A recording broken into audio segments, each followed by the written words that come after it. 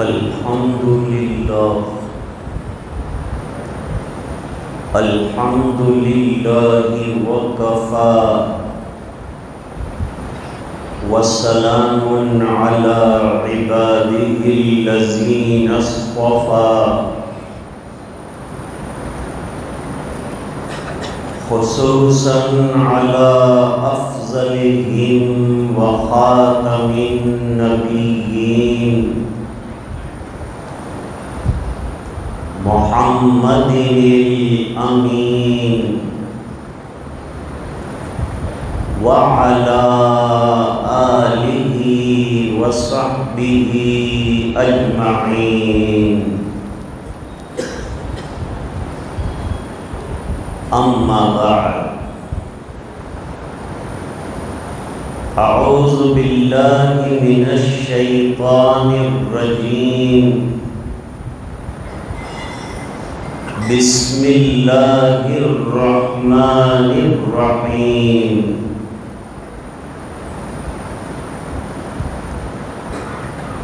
لقد كان لكم في رسول الله أسوة حسنة لمن كان يرجو الله واليوم الآخر وذكر الله كثيرا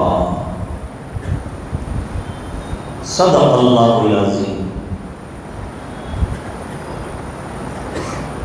ایک بار درود پاک پڑھیں۔ اللہم صل علی سیدنا محمد وعلى آل سيدنا محمد وبارك وسلم۔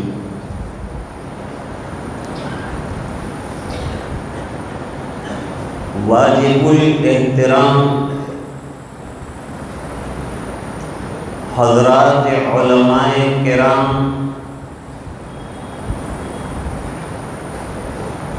برادران اسلام، معززہ موقرہ دینی مابینِ،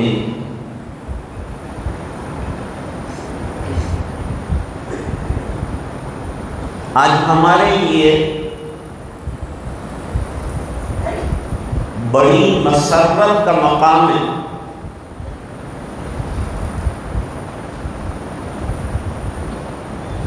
کہ ہم ایک عظیم نسبت پر یہاں جمع ہوئے،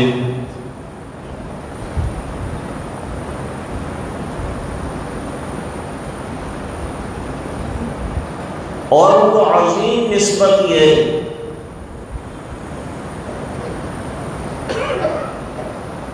آقائے نامدار تاجدار مدینہ جناب رسول اللہ صلی اللہ علیہ وسلم کی سیرت مقدسہ سننا۔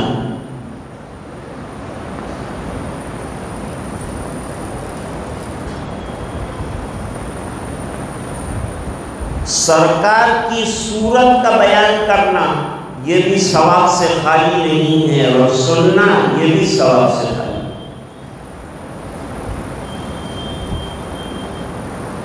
اور اصل چیز سیرت ہے جس کے لیے سرکار کو دنیا میں بھیجا گیا ہے، اس کا سننا بھی موجب ثواب ہے۔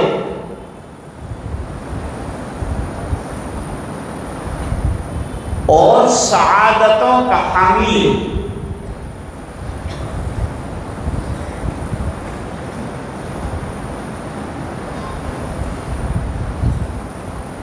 گویا ہم جمع ہو کر ایک اپیل کر رہے ہیں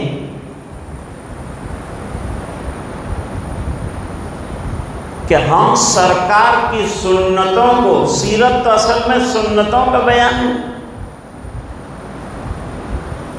سننا چاہتے ہیں تاکہ اس کو زندگی میں اپنا کر دنیا اور آخرت میں کامیاب ہو جائے۔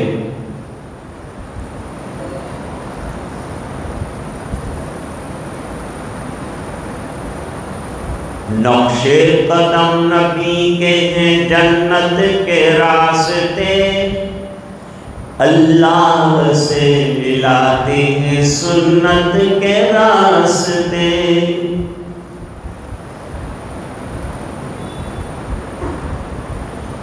اگر آج مسلمان اپنے آپ کو دو تاروں سے جوڑ لے، ناکامی۔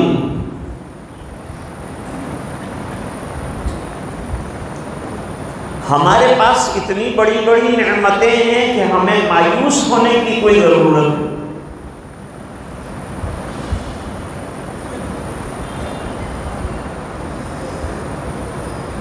سرداران مکہ کہتے تھے ہمارے پاس دولتیں ہیں، ہمارے پاس اقتدار ہے، ہمارے پاس مال ہے، ہمارے پاس اولاد ہے۔ مسلمانوں تمہارے پاس کیا ہے؟ اللہ نے سورہ فاتحہ اتاری، فرمایا وَلَقَدْ آتَيْنَاكَ سَبْعًا مِّنَ الْمَثَانِي وَالْقُرْآنَ الْعَظِيمَ۔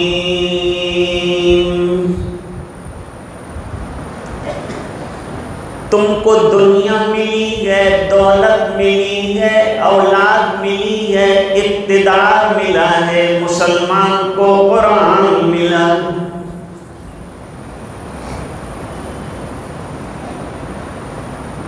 ابھی کہہ رہے تھے نا مولانا زید صاحب، قرآن کی کوئی آیت ہدایت نہیں۔ قرآن کریم کی ہر آیت اپنے اندر ہدایت کے بہت سے پہلو رکھتی،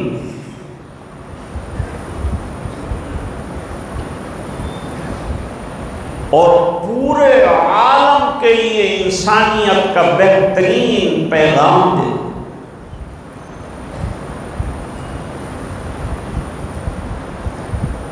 سنت کسے کہتے ہیں؟ اصطلاح میں علماء فرماتے ہیں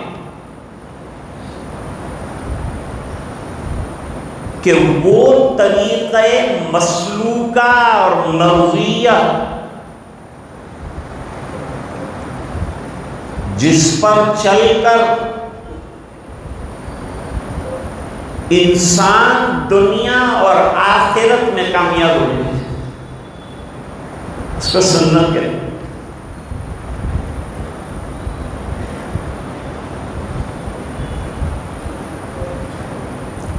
سنتوں کی اقسام، سنن ہدیٰ، سنن زوائد، مؤکدہ، غیر مؤکدہ۔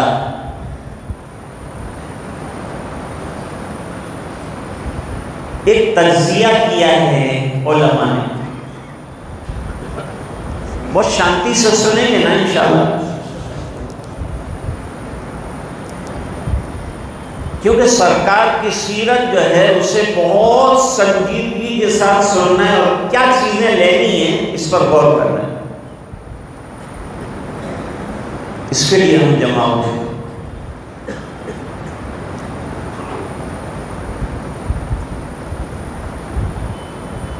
اور پورے سال میں ایک بیان پر اکتفا نہیں ہونا چاہیے، سرکار کی سیرت زندگی کے ہر موڑ پر اور ہر پہلو پر اور ہر وقت ضروری ہے۔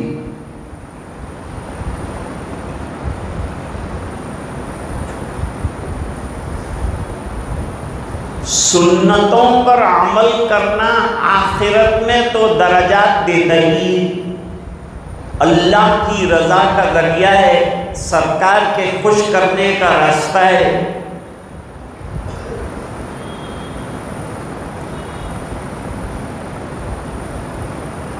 ہمارے یہاں سورت میں سیرت کا جلسہ تھا، اور مفکر اسلام حضرت مولانا سید ابو الحسن علی ندوی رحمۃ اللہ علیہ تشریف، بیان حضرت کا تھا، اور چاروں طرف قمقمے جل رہے ہیں اور جھلمل جھلمل روشنیاں، اللہ والوں کو تو ایسی چیزوں سے کوئی تعلق نہیں۔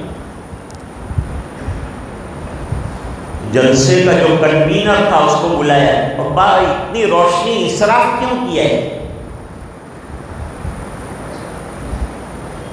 کہ سرکار کی یاد میں کیا ہے۔ تو حضرت نے فرمایا سرکار کے گھر میں تو زندگی بھر چراغ نہیں جلا، تم سرکار کی سیرتوں کو ان روشنیوں سے اجاگر کرو گے کہ سنت کے کنکوں زندگی میں جلاؤ۔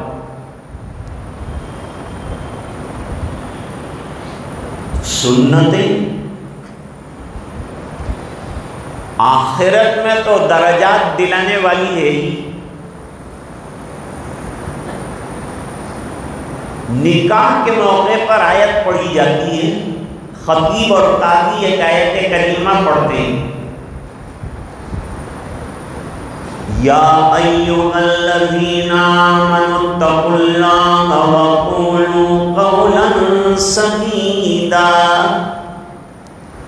اب دلہے کے لیے اور دلہن کے لیے یہ بات بہت ضروری ہے۔ عورتوں کی زبان کنٹرول میں نہیں رہتی، بڑی لپ لپی ان کی چلتی۔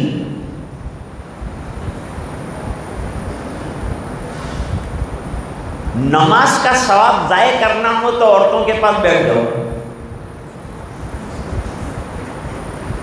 سلام پھرنے کے ساتھ ہی غیبت، حسد، کینہ، کپٹ، بہن اپنا نے کتنی اچھی نماز پڑھی، دیکھ وہ پڑوس والی تو نماز بھی نہیں پڑھتی، سب نماز کا ثواب ضائع کرتے۔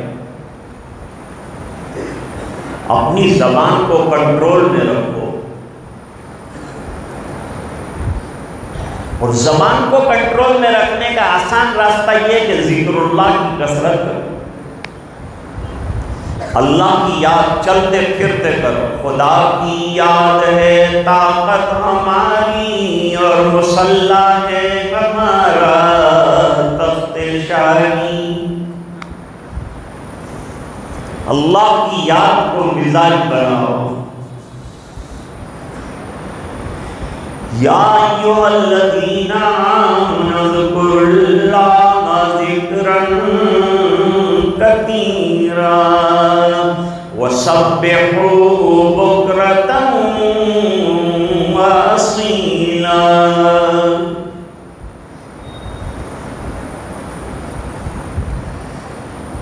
قولوا قولا سدیدا، درست بات کہا کرو، جب تمہاری زبانوں پر اللہ کا نام ہوگا تو بات درست آئے گی۔ جھوٹ مت بولو، کینہ کپٹ مت بولو، غلط بیانی مت کرو، وعدہ خلافی مت کرو، یہ سب سرکار کی تعلیمات ہیں، یہی سننا ہے۔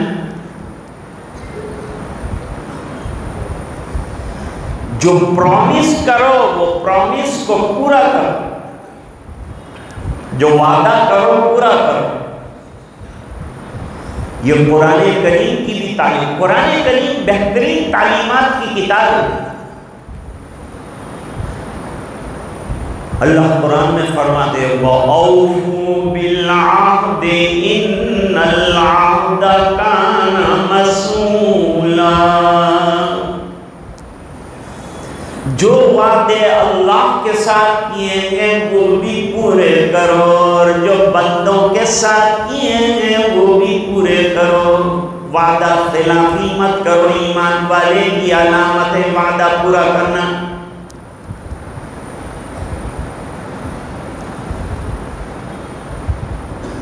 اللہ فرماتے ہیں جب تمہاری باتیں درست نکلے گی، یہ نکاح کے دن سمجھایا جا رہا ہے، لیکن دولہا منہ میں ہوتا ہے نہ سننے والے منہ میں ہوتے ہیں، اور عورتیں سب سے زیادہ آؤٹ آف کنٹرول۔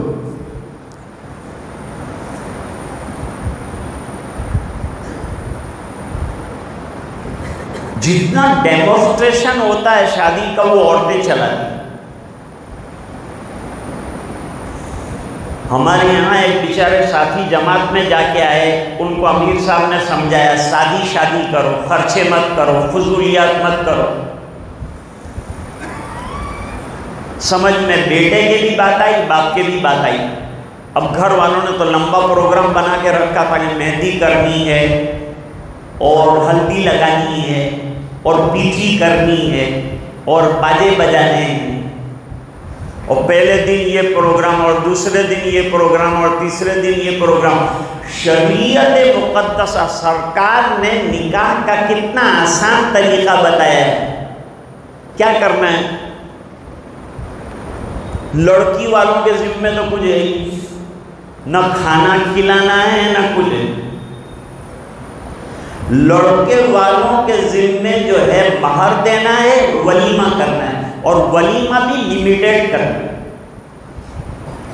حضرت مفتی سعید احمد صاحب پالنپوری رحمۃ اللہ علیہ فرماتے ہیں کہ میں میرے بچوں کا جب نکاح کرتا ہوں تو گاؤں میں 5 مرغے ذبح کر کے اڑوس پڑوس والوں کو کھلا دیتا ہوں، یہی میرا ولیمہ ہے۔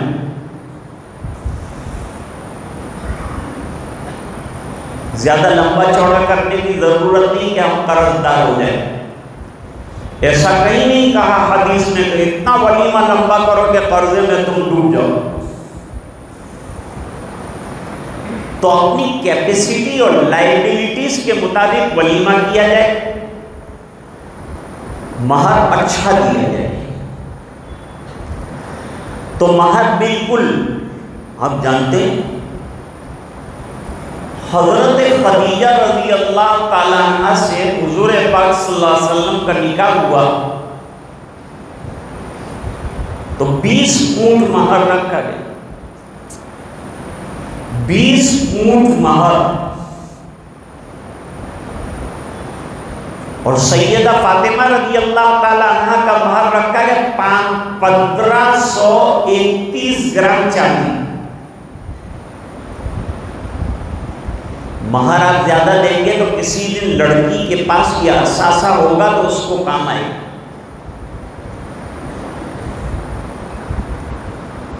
تو اس کو بالکل مختصر رکھتے ہیں، اور جو چیز کو مختصر کرنا ہے اس کو طویل کرتے ہیں۔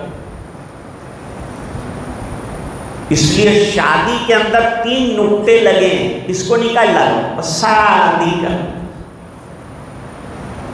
نقطے نکالو۔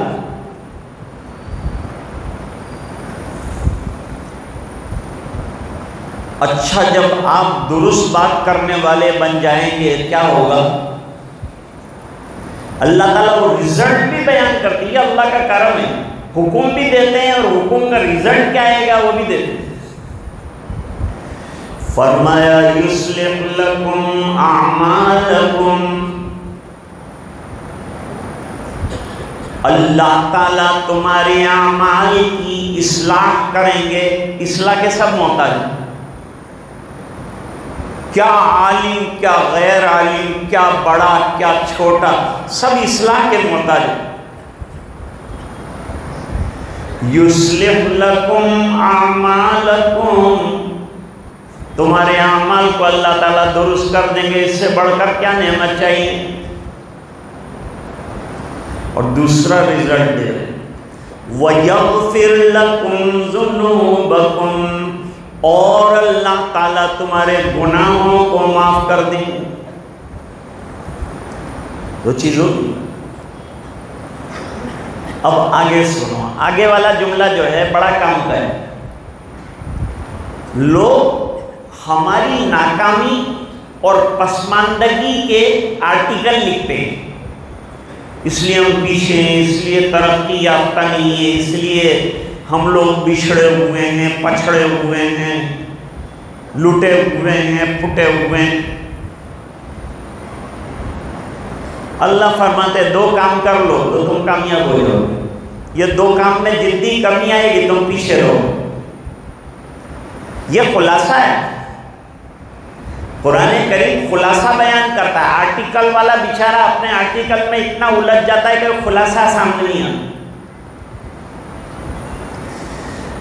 فرمایا وَمَنْ يُطِعِ اللَّهَ وَرَسُولَهُ فَقَدْ فَازَ فَوْزًا عَظِيمًا،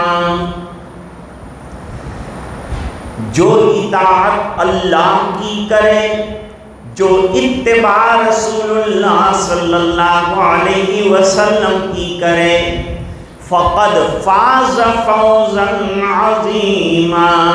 اب ایک چھوٹا سا واقعہ، اتباع سنت کس کو کہتے ہیں؟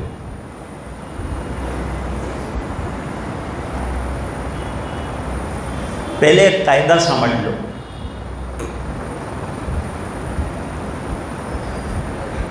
شوہر کے انتقال پر بیوی جو ہے سوگ منائے گی، اور سوگ کے معنی ترک زینت، 4 مہینہ اور 10 دن۔ اور شوہر کے علاوہ رشتہ داروں میں سے کسی کا بھی انتقال ہو تو سوگ کے ایام 3۔ سرکار نے فرما دی چوتھے دن اپنے کام میں لگ جاؤ۔ کب تک روتے رہو گے؟ یہ امت کو کام کرنے کے لیے بنائے، رونے کے لیے نہیں بنائے۔ رونا ہے تو رات کو تہجد میں رونا۔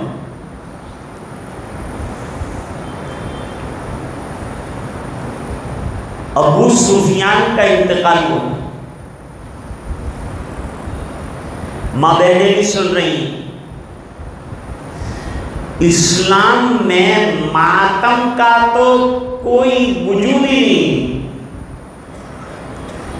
مشکات شریف میں حدیث ہے اور بخاری شریف میں بھی، من ضرب الخدود وشق الجیوب ودعا بدعوى الجاہلیۃ فلیس منا۔ کسی کے انتقال پر رخساروں کو پیٹنا، دامن اور گریبان کو چاک کرنا، بالوں کو نوچنا، اگر کوئی ایسا کر رہا ہے وہ جماعت مسلمین میں سے نہیں۔ اسلام نے غم نبھانے کے بھی اصول بتائے اور خوشیاں نبھانے کے بھی اصول بتائے۔ شادی کا میں نے بتایا، غم کا بتا رہا ہوں۔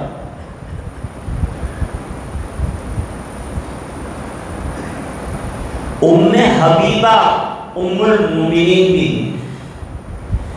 آج مسلمانوں کی پریشانی یہ ہے کہ ان کو کرکٹروں کی تعلیم معلوم ہے لیکن میرے آقا کی تعلیم معلوم ہے۔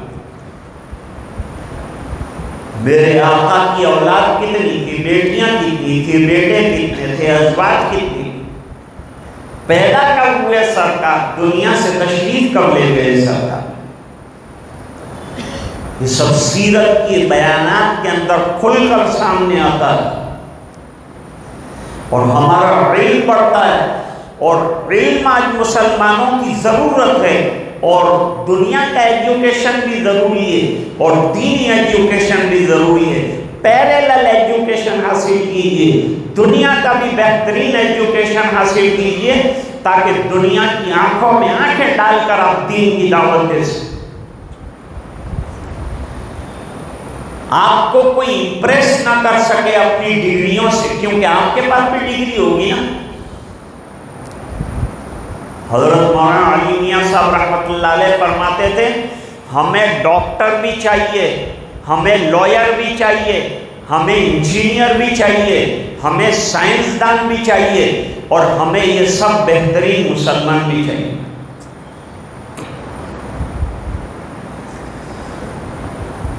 یہ پڑھے لکھے لوگوں کی غلطی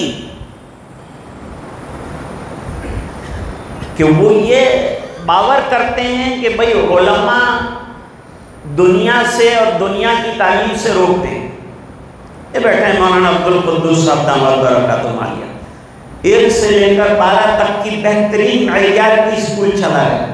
آج شام میں آیا تو دیکھا کہ ماشاءاللہ طالبات جو ہیں اسکارف پہن کر جا رہی ہیں، اور طلبہ جو ہیں کرتا پیجامہ اور سر پر ٹوپی۔ کون روکتا ہے دنیا میں آپ کو؟ دین کی بقا کے ساتھ دنیا کا بہترین ایجوکیشن حاصل کیجیے، آپ کو ترقی سے کوئی نہیں روک سکتا۔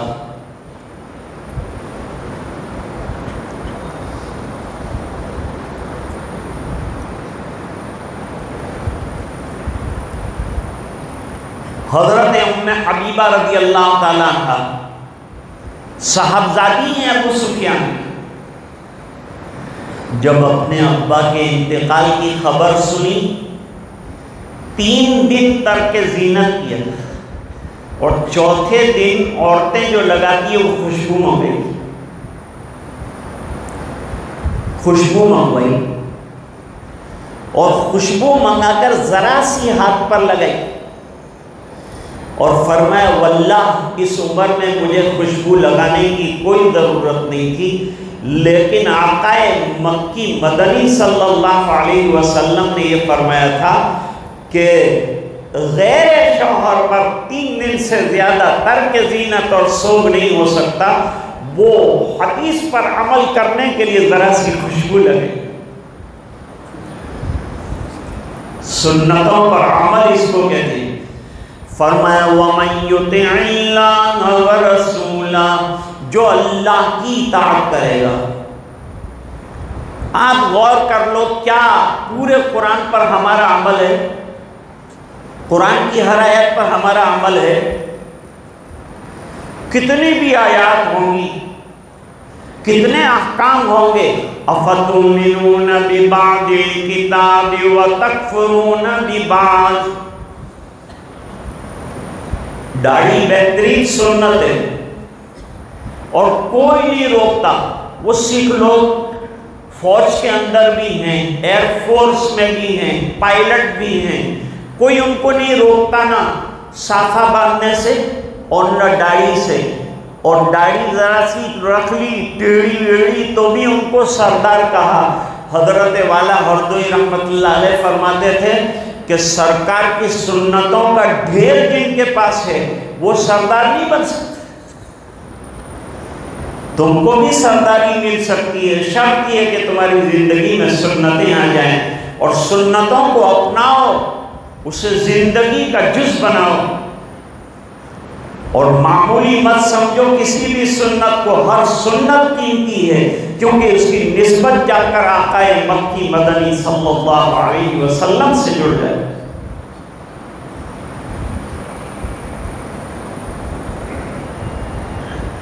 تو فرمایا کہ بڑی کامیابی اللہ تعالیٰ دیں گے دنیا میں بھی اور آخرت میں۔ اب یہ واقعات سناتا ہوں۔ سنت کی مخالفت کرنا دنیا میں بھی انسان کے لیے نقصان دہ، سنت کی مخالفت کرنا اور اس کے خلاف زندگی گزارنا دنیاوی اعتبار سے بھی نقصان دینے والا ہے۔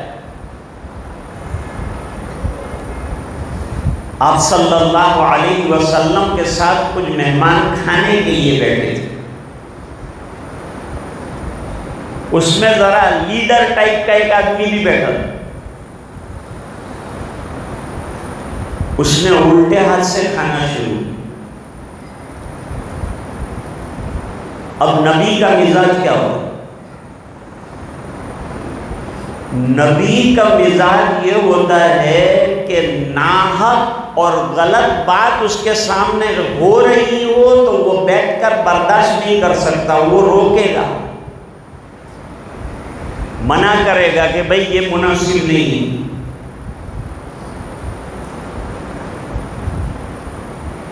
عمر ابن ابی سلمہ، یہ ابو سلمہ کے بیٹے اور ام سلمہ کے بیٹے اور وہ ام المومنین ہیں، وہ اپنے بچوں کو بھی ساتھ لے کر آئی تھیں اور حضور پاک صلی اللہ علیہ وسلم نے ان سے نکاح کیا تھا، ان کے شوہر کا انتقال ہو گیا تھا تو یہ بیوہ سے حضور پاک صلی اللہ علیہ وسلم نے نکاح کیا، اس کی دلجوئی کے لیے اور اس کی جوانی کو برقرار رکھنے کے لیے اور سوسائٹی کو بیلنس کرنے۔ ابھی حضرت مولانا عبدالقدوس صاحب نے فرمایا کہ اس کے اوپر زور دینا چاہیے۔ ہمارے آقا تاجدار مدینہ جناب رسول اللہ صلی اللہ علیہ وسلم نے نکاح فرمایا 25 سال کی عمر میں، 40 سال کی 2 مرتبہ کی بیوہ حضرت خدیجہ رضی اللہ عنہا، اور حضرت خدیجہ رضی اللہ تعالیٰ عنہ سے نکاح کرنے والے بہت تھے، لیکن سرکار کے اخلاق فاضلہ اور اخلاق حسنہ کو دیکھ کر نکاح کیا ہے حضرت خدیجہ رضی اللہ تعالیٰ۔ عمر ابن سلمہ بہت چھوٹے ہیں، لیکن ان کو سعادت نصیب ہو گئی حضور کے ساتھ دسترخوان پر کھانا کھانے، دسترخوان پر کھانا کھانا۔ اب بچے کو تو سکھانا پڑتا ہے، آج اولاد کی تربیت کی بہت زیادہ ضرورت ہے، اور سرکار دیکھو کیسی تربیت کر رہے ہیں۔ اس نے الٹا ہاتھ تخت کے اندر ڈالا، کھانا شروع کیا، حضور نے بہت پیار سے یہ بچے کا ہاتھ پکڑ لیا اور 3 سبق پڑھا۔ روایت بخاری ہے، نبی کریم صلی اللہ علیہ وسلم نے 3 سبق پڑھائے 1 منٹ میں۔ پہلا سبق پڑھا ہے سم اللہ، اللہ کا نام لے کر کھاؤ بیٹا۔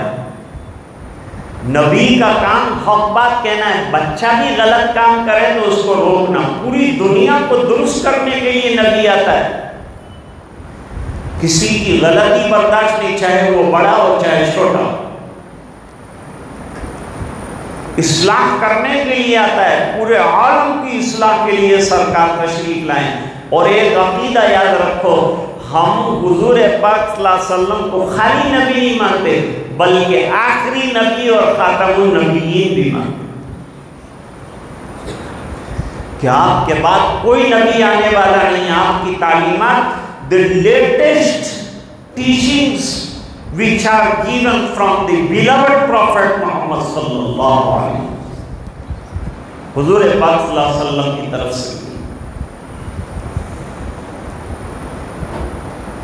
ایک سبق پڑھایا سم اللہ، اور ایک بات اور سمجھو، بچے کے سامنے لمبی تقریریں کام کی نہیں ہوتی۔ جب بڑے لمبی تقریر نہیں برداشت کر سکتے، اور بچہ کہاں سے برداشت کرے گا؟ 1 منٹ کے اندر سبق پڑھو، سم اللہ، اللہ کا نام لے کر کھاؤ، اللہ کا کھانا ہے، اللہ کا نام لے کر کھاؤ۔ کہا ان کو ہے، بچے نے ریکارڈ کیا ہے، نوٹ کیا ہے، اور زندگی بھر کے لیے نوٹ کیا ہے، اور بڑے ہو کر روایتیں بیان کی، تو 3 آداب اس بچے نے پوری امت کو دے دی کہ امت بھی اس پر عمل کرے۔ نمبر 2، کل بیمینی، اپنے داہنے ہاتھ سے کام، مسلمان کا ہر اچھا کام داہنی طرف سے شروع ہوتا ہے، اور داہنے ہاتھ سے شروع ہوتا ہے، رائٹ ہینڈ سے شروع ہوتا ہے۔ اس میں برکتیں آتی ہیں، اللہ تعالیٰ نے برکت والا بنایا ہے، سیدھے آدمی، اس کا نام یمین رکھا۔ یمین کے معنی طاقت، اللہ تعالیٰ کاموں کے اندر برکت دے دیتے ہیں۔ اچھے کام داہنے ہاتھ سے شروع کیے جائیں، اللہ کے نام سے شروع کیے جائیں۔ یہ سب تعلیم دے رہے ہیں آپ کو۔ اور کھانا ایک ٹائپ کا ہو تو کیسے کھانا چاہیے؟ کل مما یلیک، اپنے سامنے سے کھاؤ، ہوائی جہاز کی طرح ہاتھ ادھر سے ادھر نہیں ہوا، یہ طریقہ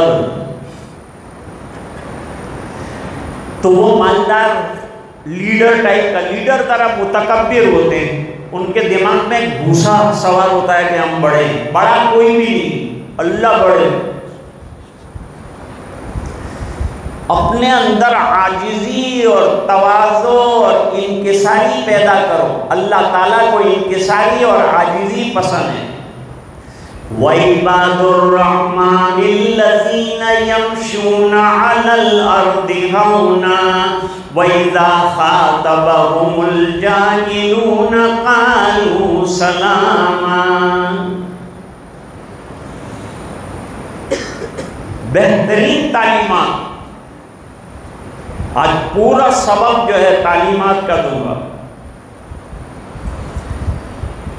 آدمی اپنے اندر لولینیس پیدا کرے، عاجزی اور انکساری پیدا کرے۔ بکری بیچاری ذرا میں کرتی ہے تو قصاب اس کے اوپر چھری چلا دیتا ہے، لٹکا دیتا ہے، چمڑا اتار دیتا ہے، ٹکڑے کر دیتا ہے۔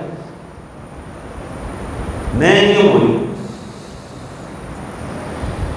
اور پنجرے کے اندر کالی کلوٹی مینا کو رکھا ہے. اس کو پوچھتے ہیں تو کون؟ وہ کہتی ہے میں کچھ نہیں.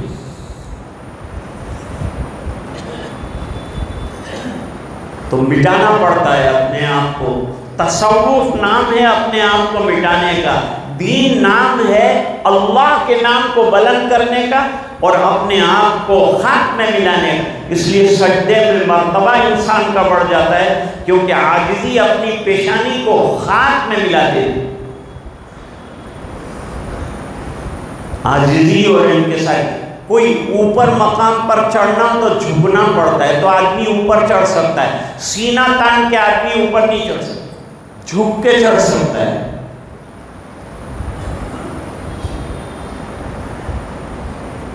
اس لیے قرآن کریم میں اس کی طرف ابو جہل نہ مانا, ابو لہب نہ مانا, عتبہ نہ مانا, شیبہ نہ مانا, ولید نہ مانا.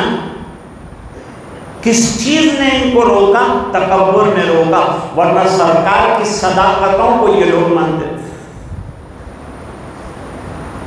وَجَحَدُوا بِهَا وَاسْتَيْقَنَتْهَا أَنفُسُهُمْ ظُلْمًا وَعُلُوًّا.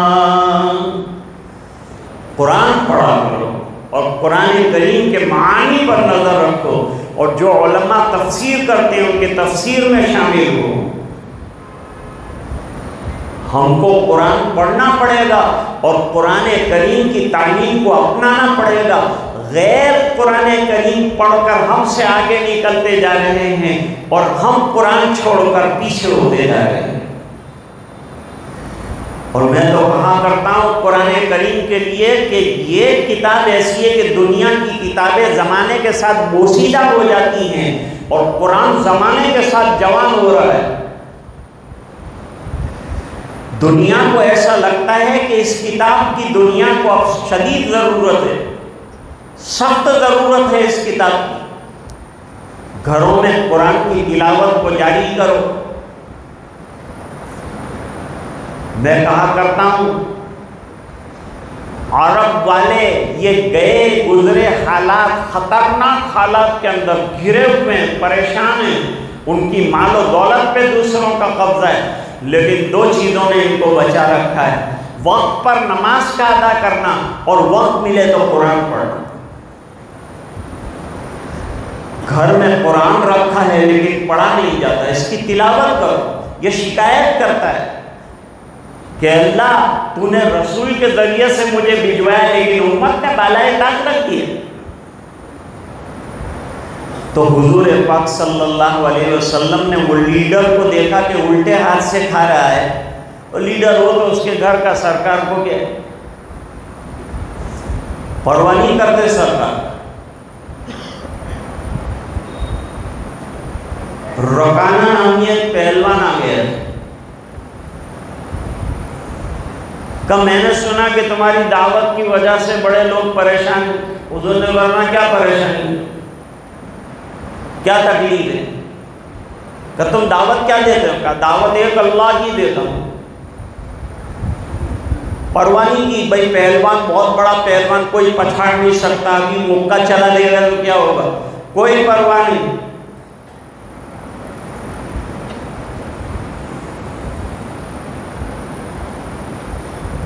میں ایک اللہ کی دعوت دیتا ہوں. اور کیا دعوت دیتا ہوں؟ اور کہا دعوت دیتا ہوں کہ میں اللہ کا رسول بنا کر بھیجا گیا ہوں.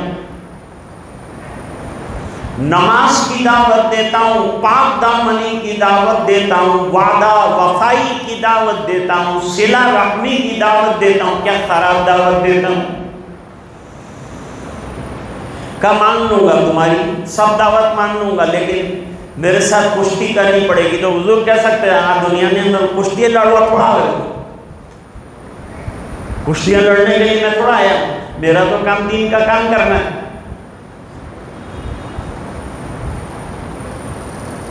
ابھی ولی بھائی جماعت میں نکلے, دو چار آدمیوں کو سمجھا ایک پہلوان کھڑا ہو جائے کہ آ جاؤ ولی بھائی لڑ لیتے ہیں, تو یہ نہ کہیں گے, معذرت کہیں گے بھائی ہماری طاقت نہ تھی آپ بدو کروانا, ہمارے تو کام دینوں کام کروانا, معذرت کریں. بھئی دین کا کام کرنا ہے، محبت پیار کے ساتھ کرنا ہے، اپنے کو کشتیاں نہیں کرنی کی. میں کشتیاں کرنے کے لیے دنیا میں نہیں بھیجا گیا، میں تو دین کی دعوت کے لیے بھیجا گیا. لیکن سرکار کو دین کا اتنا درد تھا کہ کشتی لڑنے کے لیے بھی تیار ہو. اس نے بھی لنگوٹا باندھ لیا، حضور بھی تیار ہو گئے. لوگوں نے کہا کیا ہو گئے؟ تو بہت بڑا پہلوان ہے. او ہے پہلوان اپنے. حضور پاک صلی اللہ علیہ وسلم نے کہا تیار ہو؟ انہوں نے کہا میں تیار ہوں. ادھر ادھر اس نے ہاتھ پیر چلائے، حضور نے اس کو اٹھایا زمین کے اوپر رکھ دیا.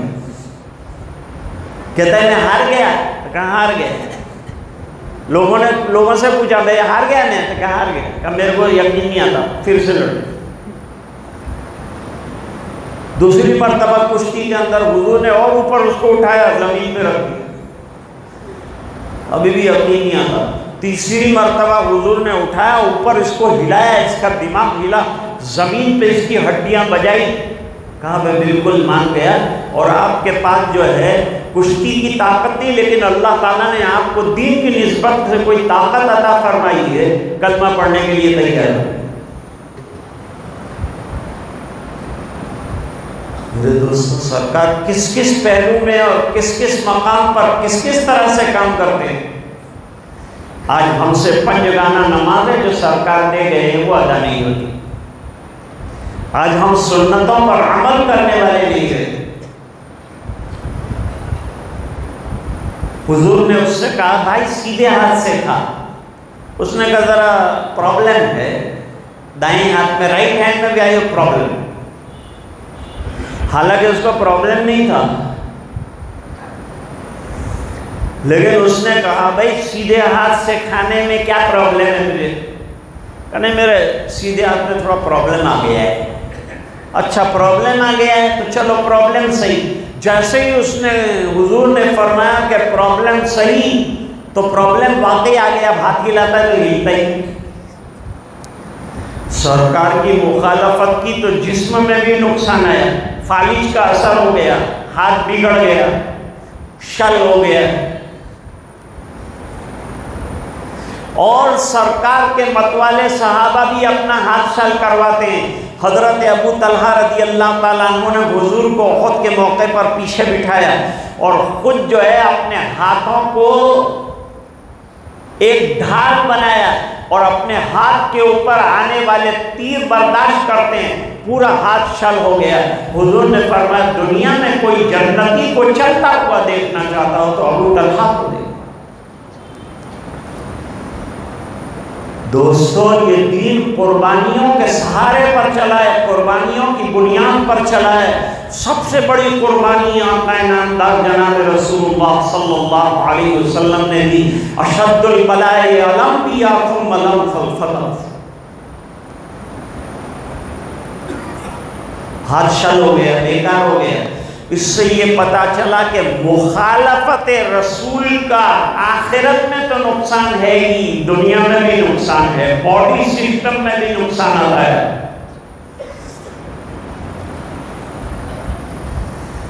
اسوۃ الصالحین ایک کتاب ہے، اس میں اس کے پیرالل دوسرا ایک واقعہ بیان کیا ہے. ایک صحابی کا دایاں ہاتھ خراب ہو گیا، شل ہوا، بہت علاج کیا لیکن شفا نہیں ہوئی. پریشان ہے، کیا کروں، اس کا آخری علاج کیا ہو؟ تو کہا ذرا گستاخی تو ہوگی لیکن آقا کے دربار میں دسترخوان پر کھانے کا موقع مل جائے، شاید میں شفا پا جاؤں. وہ کیسے؟ تواضع بہت، صحابہ کرام کے اندر تواضع، عاجزی، انکساری. کفر کے اندر تکبر ہے، ایمان والے میں تواضع ہے. جو 5 وقتہ نمازیں پڑھتا ہے اللہ تعالیٰ اس کے مزاج میں تواضع پیدا کر دے. جب اتنی مرتبہ اپنی ناک اور پیشانی رگڑے گا تو اللہ تعالیٰ تواضع، عاجزی، انکساری، لولینس، ڈاؤن ٹو ارتھ ہونا سکھائے.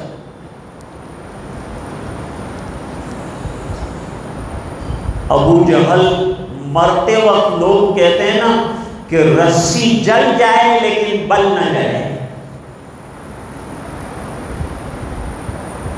2 چھوٹے بچوں نے قتل کر ڈالا. ابو جہل ڈینگے مارتا تھا، میں یوں فتح حاصل کروں گا، میں یوں فتح، اور دعائیں کرتا تھا کہ جو حق پر ہے اللہ اس کو کامیابی دے دے. اللہ تعالیٰ نے بدر میں مسلمانوں کو کامیابی دے کر بتا دیا کہ کون حق پر ہے. نا امید ہونے کی ضرورت نہیں. جب مکے والوں نے دین کی مدد نہیں کی تو اللہ تعالیٰ نے مدینے میں انصار کو کھڑا کر دیا. انہوں نے سرکار کا استقبال کیا اور مدینے سے دین کی نشر و اشاعت پورے عالم کے اندر. یہ دین رکنے کے لیے نہیں آئے. اور یہ بھی یاد رکھو دوستو، اتنا بڑا مجمع ہے، اللہ جب کام نہیں کرو گے ہٹا دیں گے راستے سے، اور دوسری نئی امتیں اور قومیں پیدا کر کے اللہ ان سے کام لیں گے، جیسے مکے والوں کو ہٹا دیا اور انصار سے کام لیں گے.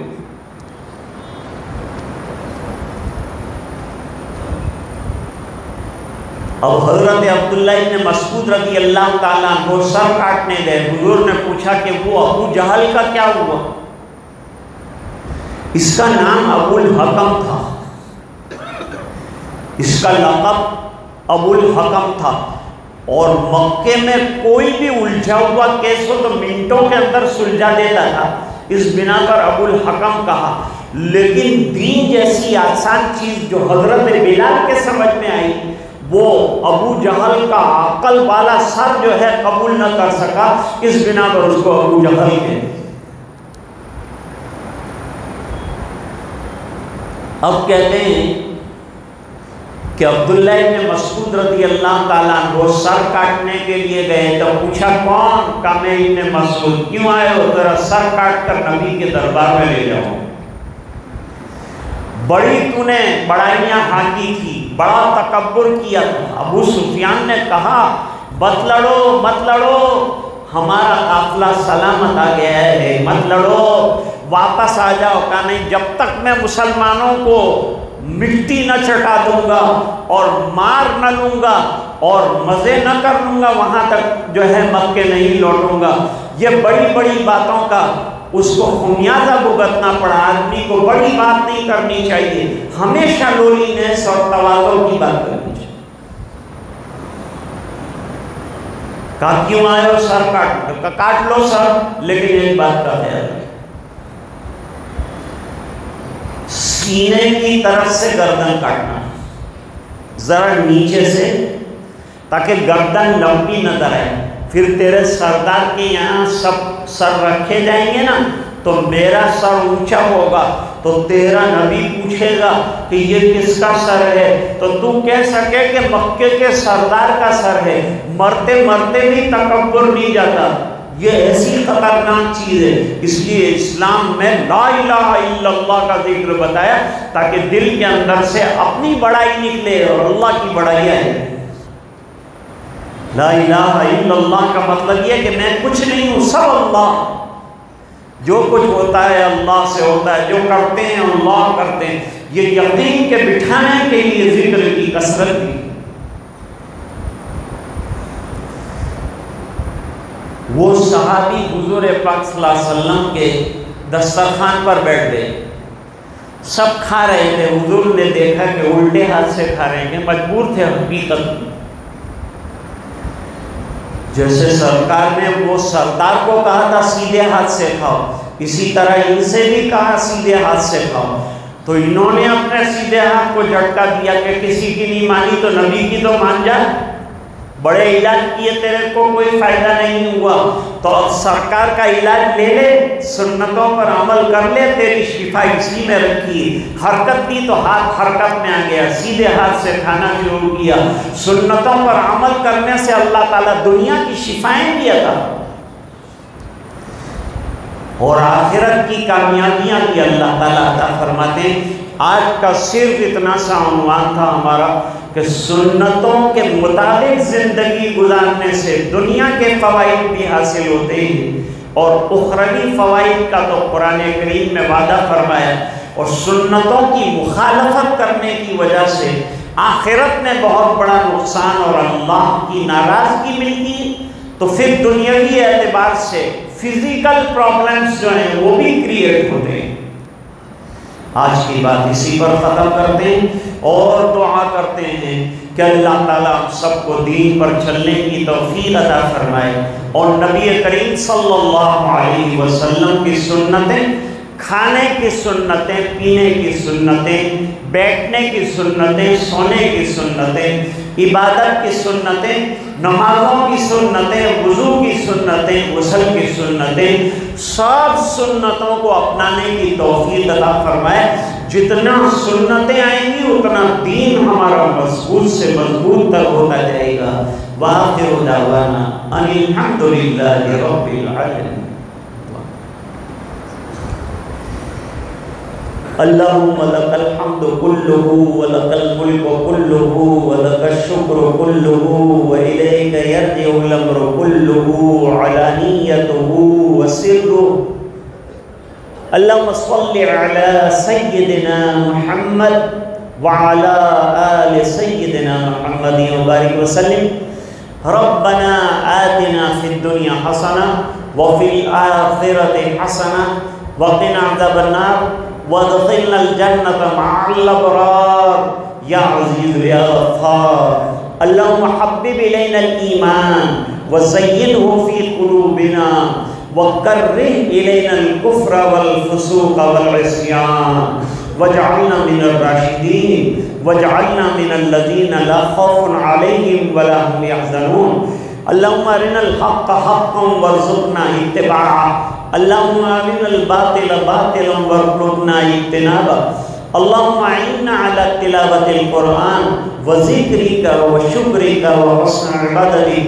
اللهم وفقنا لما تحب وترضى عدد ما تحب وترضى من القول والعمل والنية والهدى، إنك على كل شيء قدير۔ اے اللہ ہمارے گناہوں کو معاف فرما، کوتاہیوں سے درگزر فرما، اپنا فضل اور کرم شامل حال فرما، رحم کے اور کرم کے فیصلے فرما۔ اے اللہ سرکار مدینہ جناب رسول اللہ صلی اللہ علیہ وسلم کی نسبت سے ہمارا جمع ہونا قبول فرما۔ اے اللہ حضور پاک صلی اللہ علیہ وسلم کی سیرت کا پڑھنے والا، سنتوں پر عمل کرنے والا بنا دے، ہمارے اجتماع کو قبول فرما لے۔ جن حضرات نے ہمیں جمع کیا ان کی محنتوں اور کاوشوں کو قبول فرما لے۔